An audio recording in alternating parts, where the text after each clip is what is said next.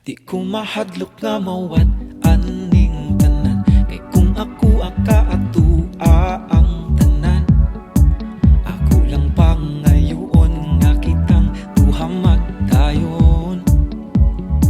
Ang kamal di ta mo lisod sa ako